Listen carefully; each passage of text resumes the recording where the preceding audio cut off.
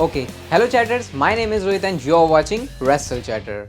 तो आज की वीडियो दो पार्ट में होने वाली है ताकि वीडियो का जो माहौल है वो सही बना रहे। और पहला पार्ट है WWE के अंदर जो हुए कल रात इतने सारे रिलीजेस। अगर आप लोग सोशल मीडिया पर एक्टिव हो तो आपको शायद इसके बारे में पता होगा। मैं पूरी कहानी बताता हूँ कैसे शुरू हुई। सबसे पहले मुस्तफा अली का एक ट्वीट आता है जहां पर एक तरीके से उन्होंने बॉच कर दिया था। वो मतलब लिखना चाहते थे वो नो लॉन्गर, लेकिन उन्होंने लॉन्गर लिख दिया। I am no longer with WWE वाले ट्वीट से उनकी स्टार्टिंग होती है और वहां पर उन्होंने बताया कि वो अब WWE के साथ कॉन्ट्रैक्ट में नहीं है। और ये तब हुआ जब ऑलरेडी उनका डोमिनिक मिस्टीरियो के साथ नो मर्सी में मैच होना था। और यहां से शुरू हो जाती है रिलीजेस की। मुस्तफा अली रिलीज हुए, इसके बाद एक जो बड़ा नाम इस रिलीज राउंड में निकला वो एलायस का था। एलायस ने इवन इसके बाद ट्वीट भी किया जहां आप देख सकते हो वो अपनी पूरी WWE की जो जर्नी है उसको बता रहे हैं। और एलायस को देख के तो ऐसा लग रहा था इज़ीकल वाले टाइम पर कि यार ये तो बहुत बढ़िया कर सकता है WWE में, लेकिन WWE ने अभी फिलहाल उनको रिलीज कर दिया है। मंसूर एंड मेस को भी रिलीज कर दिया। और मंसूर वो सुपरस्टार है जो कि सऊदी अरेबिया के शो का बिल्कुल हीरो रहा करता था पिछले कुछ टाइम में। और इससे मैं आपको बताता हूं क्लैरिटी भी पता चली है। सबसे पहले तो मंसूर ने ट्विच पर यह रिवील किया कि NXT टीवी पर उन्होंने कभी भी मैच इसलिए नहीं किया क्योंकि उनकी सऊदी अरेबिया की डील के हिसाब से उनको कभी हारना नहीं था। तो क्योंकि वहां की डील साइन ऐसी हुई थी और डील के अकॉर्डिंग WWE को चलना होता है, तो इस वजह से कभी मंसूर ने NXT टीवी पर रेसल ही नहीं किया। ये बहुत ही एक शॉकिंग चीज रिवील हुई। और मंसूर के रिलीज होने से एक चीज भी पता चल गई है कि WWE ने अपने उस माइंडसेट को, उस प्लानिंग को जिस हिसाब से पहले सोचते थे कि यार हम इस सिटी में जा रहे हैं या इस कंट्री में जा रहे हैं तो वहां के होम टाउन बॉय को यूज करते हैं, तो उस चीज के ऊपर रिलाय करना छोड़ दिया है। और यही चीज हम इंडिया के सुपरस्टार स्पेक्टिकल वाले इवेंट से भी देख सकते हैं, क्योंकि यहां पे हमने मेजॉरिटी में देखा, सारी मैचेस में देखा जो इंडियन सुपरस्टार्स थे वो हार गए थे। तो इस वजह से हमको ये चीज भी पता चलती है। उसी से मेरे को शैंकी का नाम भी याद आता है। शैंकी को भी WWE ने रिलीज कर दिया। अभी कुछ दिन पहले ही गुंथर के साथ, इंटरकॉन्टिनेंटल चैंपियन के साथ, उन्होंने अपनी होम कंट्री में चैंपियनशिप के लिए मैच हासिल किया था। तो एटलीस्ट एक बहुत बड़ी चीज है जो कि अपने साथ वो आगे लेके जाएंगे। उनके डांस वाले जो मूव्स हैं वो पूरा WWE यूनिवर्स मिस करेगा। इसके बाद उन्होंने ट्वीट भी किया शैंकी ने, जहां पे वो बताते हैं कि उनका जो वो WWE को बेसिकली थैंक यू करते हैं। यहाँ पर कोई ऐसे नेगेटिव चीज नहीं आई थी, जो उनकी तरफ से बहुत अच्छी चीज लगी मुझे। शेल्टन बेंजामिन, एक और शॉकिंग नेम। शेल्टन बेंजामिन आज के सुपरस्टार तो है नहीं भाई, 20 साल हो गए उनको WWE के साथ में। वो ब्रॉक लेसनर के साथ वो टैग टीम वाली चीज के लिए मैं जब भी उनको सोचता हूं तो मजा आता है उसको देख के। अभी भी कई बार पुरानी वो फुटेजेस देखता हूं। तो शेल्टन बेंजामिन भी रिलीज हो चुके हैं। उन्होंने भी इवन एक ट्वीट किया था और यहां पर भी उन्होंने काफी पॉजिटिव वे में रिस्पॉन्स किया और ये बताते हैं कि उनका नेक्स्ट चैप्टर भी कुछ होगा। तो उसके लिए भी अब जो फैंस है उनके वो एक्साइटेड रहेंगे। छोटी मोटी लिस्ट नहीं है, पूरे 18-19 के आसपास सुपरस्टार है। रिक बुक्स रिलीज हो गए, आलिया रिलीज हो गई है, रिडिक मॉस रिलीज हो गए। रिडिक मॉस को तो खुद नहीं पता था कि वो रिलीज हो गए। उन्होंने इवन जब फाइटफुल ने बताया कि ये रिलीज हो गए तो उस ट्वीट के नीचे वो अपने ट्वीट कर रहे हैं कि अरे मेरे को तो पता ही नहीं चला, मैंने तो फोन कॉल उसको आंसर नहीं किया था। तो मतलब उनको खुद सोशल मीडिया से पता चला, जो कि बहुत अजीब है सोचने के लिए। टॉप डॉला भी रिलीज हो चुके हैं, डेना ब्रुक भी रिलीज हो गई हैं। इसके अलावा बाकी ये जो आप सुपरस्टार्स की लिस्ट देख सकते हो, ये NXT से हो सकता है आप में से काफी सारे लोग इन नामों को जानते भी नहीं होंगे। NXT में या फिर इधर उधर जो भी इतना नाम नहीं बना पाए थे टीवी पे, ये बाकी वो नेम है। बट सबसे शॉकिंग नेम जो यहां पर है वो डॉल्फ जिगलर का है। डॉल्फ जिगलर के बारे में अगर आपको नहीं पता तो डॉल्फ जिगलर अभी पिछले 3-4-5 सालों में तो उन्होंने कुछ किया नहीं, लेकिन इससे पहले का अगर हम उनका WWE का टाइम देखें तो उन्होंने बहुत कुछ किया। वर्ल्ड चैंपियनशिप वो जीते हैं, tag team, money in the bank, मतलब क्या क्या उन्होंने नहीं किया हुआ है। ये रिलीज इस पूरे राउंड का सबसे शॉकिंग था, क्योंकि डॉल्फ जिगलर के लिए मतलब मुझे याद है मैंने शायद अपनी 2-3 दिन पहले वीडियो में बोला था कि डॉल्फ जिगलर ऐसा बंदा है इसको WWE कभी रिलीज भी नहीं करेगी और ऐसा भी नहीं होगा कि इसका टीवी पे भी ज्यादा यूज हो रहा है। क्योंकि डॉल्फ जिगलर वो एक सुपरस्टार है जिसके ऊपर WWE बहुत रिलाय किया करती थी कि जिस भी सुपरस्टार के साथ एक कंफर्टेबल फ्यूड में डालना है, कोई नया बंदा उसको तराशना है, तो फिर जिगलर उसके लिए एक अच्छा बिल्कुल सुपरस्टार हो सकता है फ्यूड में आने के लिए। लेकिन जिगलर का रिलीज होना ये बहुत ज्यादा शॉकिंग था।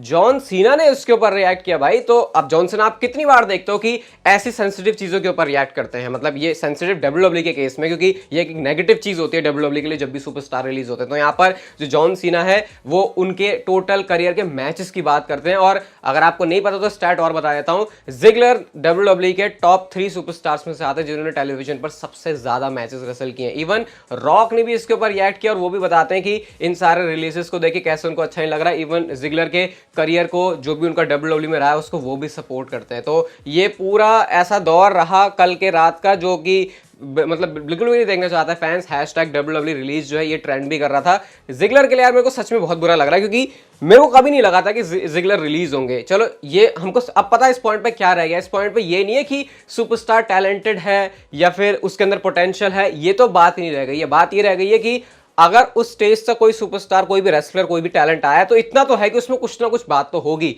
लेकिन डब्ल्यूडब्ल्यू के क्रिएटिव प्लान्स में कौन सा सुपरस्टार अच्छे से फिट हो पाता है और कैसे वो चीज एग्जीक्यूट होती है टेलीविजन पे, उस पैरामीटर पर जो सुपरस्टार खरा उतरेगा वही डब्ल्यूडब्ल्यू में टिकेगा। ये तो बात छोड़ ही दो, क्योंकि ये जितने भी सुपरस्टार रिलीज हुए कोई भी ऐसा मुझे नहीं लगता बंदा होगा जिसको रेसलिंग अच्छी नहीं आती हो। बिना देखे मैं बोल रहा हूं, कोई भी बंदा ऐसा नहीं होगा जो कि प्रेजेंटेबल ना हो, क्योंकि डब्ल्यूडब्ल्यू ने उनको हायर किया है तो एक पॉइंट पे कुछ सोच के ही तो किया होगा। लेकिन जिगलर जैसा बंदा जिसके अंदर सब कुछ है, आई थिंक रिलीज होने का सिर्फ एक ही रीजन है, एक तो बजट कट करना होता है, पैसे वैसे अपनी अपनी जो देखना होता है, इनको वेल्थ वो कैसी जा रही है, और साथ में क्योंकि डब्ल्यूडब्ल्यू के प्लान्स में भी फिट नहीं हो रहे तो फिर इनको रिलीज कर दे। यही बिजनेस होता है भाई। ये डब्ल्यूडब्ल्यू को बिजनेस इसीलिए कहा जाता है टीवी पे भी कई बार कि हम बिजनेस रन करते हैं, क्योंकि एक्चुअल में बिजनेस ही रन हो रहा है, बिजनेस के बहाने हमको एंटरटेनमेंट मिल रहा है। ये थोड़ी सी एक रियलिटी है जो कि ऐसे मौकों पर हिट करती है। अब खैर ज्यादा इसके बारे में क्या ही बोलूं, आपके क्या रिएक्शन है सब आप लोग मुझे बता सकते हो। तो ये था इस वीडियो का पहला पार्ट, तो मैं चाहता था इसको पहले ही निपटा देता हूं अलग से बिल्कुल। अब चलते हैं हम आज की अपनी स्टोरीज के ऊपर, और सबसे पहले एलिमिनेशन चेंबर के बारे में अपडेट है। ये अगर आप ट्विटर पर एक्टिव रहते हो तो मैंने कल इस आई थिंक मेरी वीडियो डालने के बाद ही अपडेट आ गई थी कि ऑप्टस स्टेडियम में डब्ल्यूडब्ल्यू ने ऑफिशियली ऑस्ट्रेलिया का इवेंट अनाउंस कर दिया है, और ये एलिमिनेशन चेंबर है भाई। रेसलमेनिया से पहले जो शो होगा वो ऑस्ट्रेलिया में होगा, और इसकी डेट होने वाली है 24 फरवरी की, और मैंने आपको बताया था 60-70 हज़ार लोग यहाँ पे आ सकते हैं। सबसे बढ़िया बात यह है कि ये वाला जो इवेंट है ये हमको सुबह सुबह नहीं देखना पड़ेगा, क्योंकि ऑस्ट्रेलिया की जो वहाँ पे 2 टाइम जोन है, तो या तो ऐसा होगा कि वहां से मतलब 2.5 घंटे या तो वो हमसे आगे मान के चलो, या 6 घंटे, क्योंकि 2 अलग अलग टाइमिंग है। तो ऐसा हो सकता है कि या तो दिन बिल्कुल भरी दिन में 5:30 बजे आप ये देख रहे हो, या हो सकता है उससे थोड़ा और पहले भी। लेकिन इस बार अमेरिकन फैंस को जो है जूझना पड़ेगा, और हम मस्त तरीके से एलिमिनेशन चेंबर देखेंगे। एमाना ये ऑस्ट्रेलिया से बिलोंग करती है, वो भी यहाँ पर रिलीज हुई थी, मैंने इसके बारे में इसलिए नहीं बताया। तो उन्होंने पहले एक ट्वीट किया कि अ ड्रीम डब्ल्यूडब्ल्यू को टैग करके, जब एलिमिनेशन चेंबर ऑस्ट्रेलिया में हो रही है, क्योंकि ये पहली फीमेल सुपरस्टार थी ऑस्ट्रेलियन जिनको डब्ल्यूडब्ल्यू ने साइन किया था। उसके कुछ मिनट के बाद ही एमा रिलीज भी हो गई, तो वो लिखते हैं oops never mind, I just got release, I am no longer with WW. तो मतलब कैसा होगा यार ये फील करने के लिए।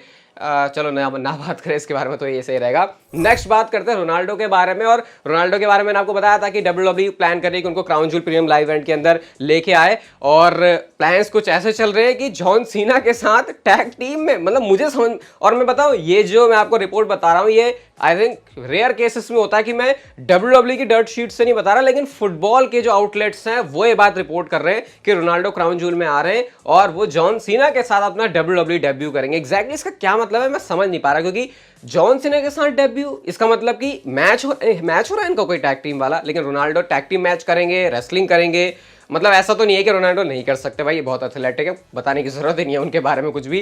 तो देखते हैं फिर क्या सीन बनता है। लेकिन जॉन सीना और ये रोनाल्डो अगर साथ में रिंग शेयर करेंगे तो आई थिंक वो पूरे वर्ल्ड के लिए एक बहुत ही आइकॉनिक मूवमेंट होगा। मैंने आपसे कहा था ना कि किसी एक मेजर सुपरस्टार के साथ डब्ल्यूडब्ल्यू करेगी। आई थिंक रोमन रेंज के साथ फिट इसलिए शायद हो सकता है डब्ल्यूडब्ल्यू ना सोचे, क्योंकि वो हील है तो उनका कैरेक्टर ब्रेक करना पड़ेगा। लेकिन जॉन सीना फेस है, वो हंसते खेलते गाते रोनाल्डो को बिल्कुल अप्रिशिएट कर सकते हैं रिंग में। तो ये सिचुएशन है इस समय रोनाल्डो की। देखते हैं फिर क्राउन जूल के लिए क्या डब्ल्यूडब्ल्यू कर रही है। अगली स्टोरी डब्ल्यूडब्ल्यू के स्मैकडाउन ब्रांड के मूव होने की है। तो मैंने आपसे कहा था कि बहुत हाई चांसेस है, ऑलमोस्ट कंफर्म ही है कि फॉक्स नेटवर्क रिन्यू नहीं करने वाला अपनी डील, और स्मैकडाउन जो है फॉक्स के ऊपर नहीं आएगा। अब वापस से अपने होम पर लौट रहा है स्मैकडाउन, क्योंकि यूएसए नेटवर्क पर अक्टूबर 2024 से स्मैकडाउन आएगी। मतलब हमको तो कोई फर्क नहीं पड़ेगा, हम तो जिस चैनल पर देखते हैं वही होगा, लेकिन वहां के लिए बड़ा मूव होता है। और इस समय यूएसए नेटवर्क पर ही रॉ और एनएक्सटी हैं, लेकिन उनका पता नहीं है कि वो वहां पर होंगे या फिर नहीं। अब फॉक्स ने अगर डील रिन्यू नहीं करी या डब्ल्यूडब्ल्यू ने डील रिन्यू नहीं करी, तो इसका मतलब कुछ तो पंगा हुआ था, और इसकी वजह से जो डब्ल्यूडब्ल्यू का स्टॉक प्राइस है वो भी नीचे आ गया।